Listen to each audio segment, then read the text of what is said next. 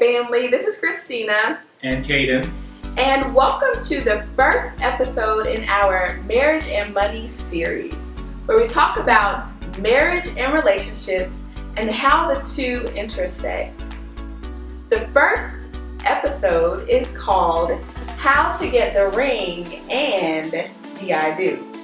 Yeah, and so before we even go in depth about how to manage your money as a couple or a household, we really wanted to start with how to pick the right partner, because one of the biggest things that would influence your ability to build wealth, earn a good income even, is finding the right partner.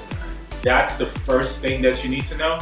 And so we're going to start there, and then probably in some of our further episodes, we'll get more into the money management part of it.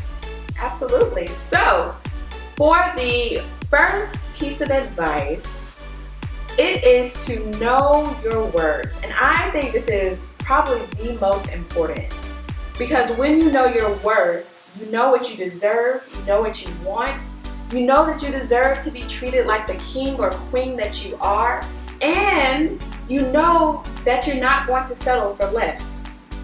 Yeah, no, that is so true. It's often said that you have to kiss a lot of frogs before you find your prince. And knowing your worth is one of the things that will allow you to kiss a lot less frogs. And there are a lot of guys, or some guys out there, black men don't cheat, but there are some guys out there that if you would allow them to take advantage of you, they will. They could have no intention of taking the relationship into even dating or marriage, but if you would allow them to have their way with you, they will happily do that, and when they're done, they will leave you. So knowing your worth is so important. And the second piece of advice is to take risks and don't be afraid to put yourself out there. A lot of times, especially in New England in the winter, we can get caught up in going from work to home to church, and that's great if there are a lot of eligible candidates for you to date, and a lot of times there aren't. So it's good to just take advantage of different opportunities. For example, even if you're an introvert, you love to read, join a book club, or if you love to hang out, go to a mixer, meet new people. Actually, that's how I met my husband. That's right. I wanted to go to the Harvard-Yale mixer with some of my friends. My friends bailed at me at the last minute. So it was just me. Now, I could have easily said, you know what, no, you sit at home, just chill. So I decided, why not? I'll go by myself, meet new people, and I ended up meeting my husband. That's right, that's right.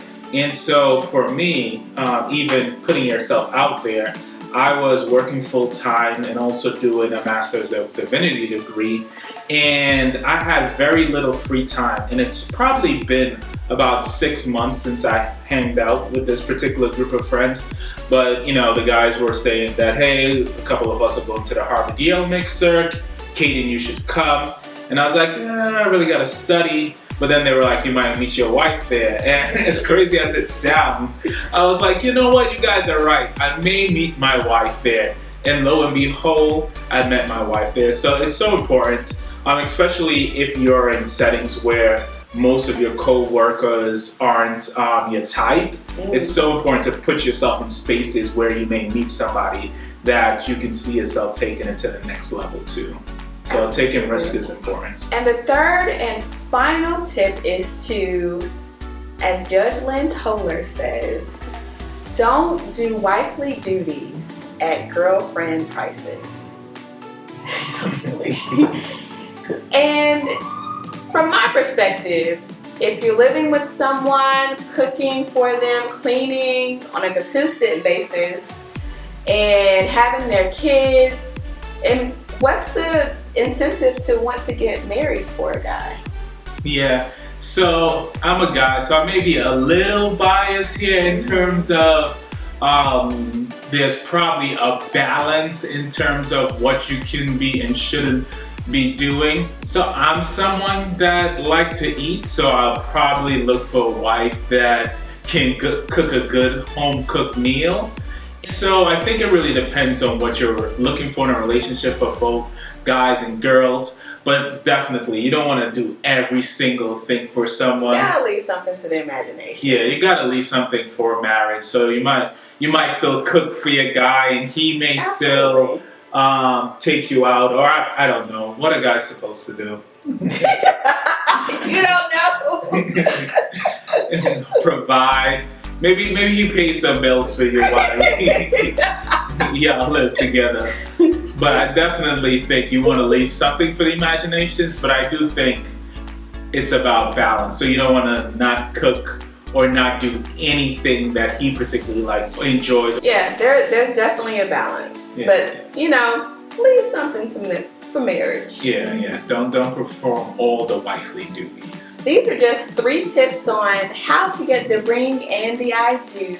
And we would love to hear your thoughts. Feel free to share them in the comments. And we look forward to hearing from you, and staying tuned for more episodes in our Marriage and Money series. Yeah. Make sure you like. And if you have any tips or advice in terms of what type of videos we should do, definitely leave that in the comment section below. If you think that this series will be helpful, definitely let us know in the comments below. And as we always say, love you and live your best life. And it's hung out. Not hang out. yeah. It's ready. Yeah.